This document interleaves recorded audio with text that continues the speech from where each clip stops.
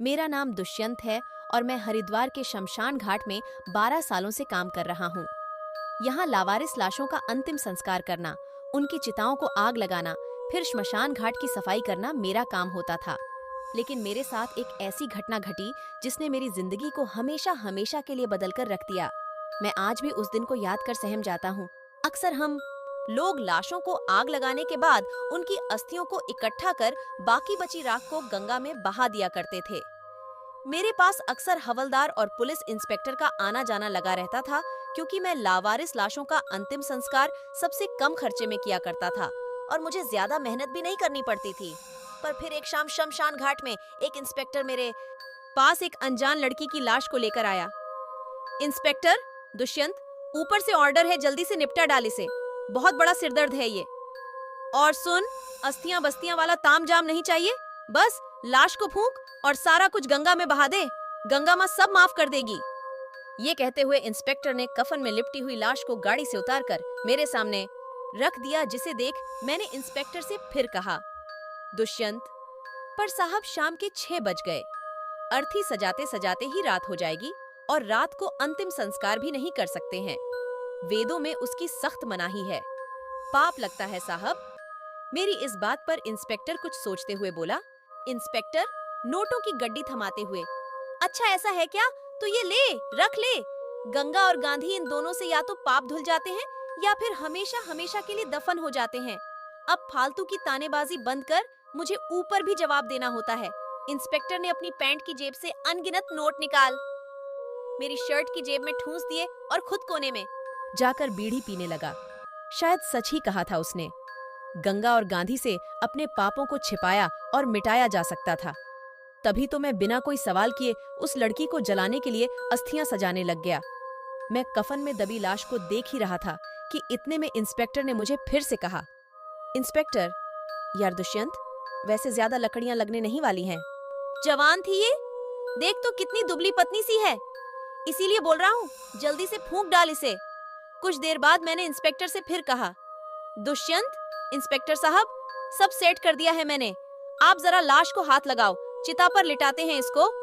मैं अंतिम संस्कार के सारे इंतजाम कर चुका था, अब बस लाश को चिता पर लिटाकर उसे अग्नि देनी थी। इसलिए मैंने इंस्पेक्टर को अपने पास बुलाया था। इंस्पेक्टर भी मेरे बुलवाने पर मेरी मदद करने आ गया। हम दोनों ने लड़की की लाश को उठाकर उसको चिता पर लिटा दिया। उसका जिस्म तप रहा था। हाँ, लड़की का जिस्म तप रहा था। दुष्यंत साहब, कितना टाइम हुआ है इसे मरे हुए इस पर? इंस्पेक्टर ने कहा। इंस्पेक्टर, तुझे क्या करना, ज्यादा पुलिस वाला मत बन, ज्यादा बोलेगा ना तो इसके खून में तुझको ही अंदर कर दूंगा, समझा? मैं भी इंस्पेक्टर की बात सुन चुप हो गया। मैं हाथ में मशाल लेकर लंच को जलाने आगे बढ़ा ही था कि अचानक लाश के मुंह पर से कपड़ा उड़ गया और मेरी नजर उस लाश के चेहरे को ताकने लगी, जिसे देख मेरी रूह कांप गई। मैंने देखा कि वो लाश अपनी पलकें झपका रही थी। ऐसा लग रहा था कि शायद वो लाश रो रही थी, क्योंकि उसकी आंखों से निकले आंसू थम नहीं रहे थे। उस लाश को देख मैं भी एक पल को जिंदा लाश बन गया था और यही सोच रहा था कि ऐसा कैसे हो सकता है, क्योंकि आज तक मैंने कभी किसी लाश को नहीं देखा था।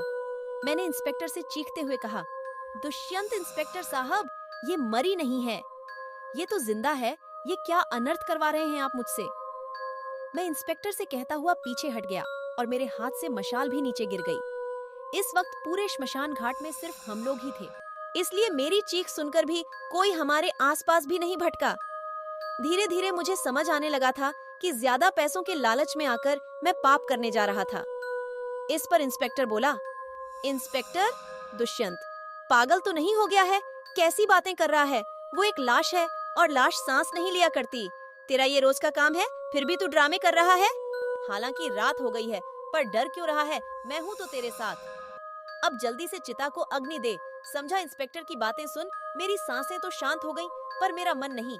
फिर मैंने अपना मन मारकर चिता को अग्नि देने के लिए आगे बढ़ा ही था, तभी मुझे ऐसा महसूस हुआ कि मशाल के आसपास काले साए मंडरा रह रहे हैं और चिता से भी लकड़ियां अपने गिर रही हैं। मेरा मन बेचैन होने लगा, पर इसे नजर का धोखा मान मैं लाश के पास चला गया। फिर अचानक ही मुझे महसूस हुआ कि लाश ने मेरा हाथ पकड़ लिया और रोते हुए मुझसे कहने लगी, लाश, प्लीज मुझे मत जलाओ, मैं जिंदा हूँ। ये सब मुझे जिंदा जलाने की कोशिश कर रहे हैं, ताकि इनका राज सामने ना पाए। कम से कम तुम तो इनका साथ मत दो। मैं पेट से हूँ, माँ बनने वाली हूँ। मुझसे बदला लेने के लिए मेरे इस बच्चे को तो मत मारो प्लीज। मैं तुम्हारे आगे हाथ जोड़ती हूँ।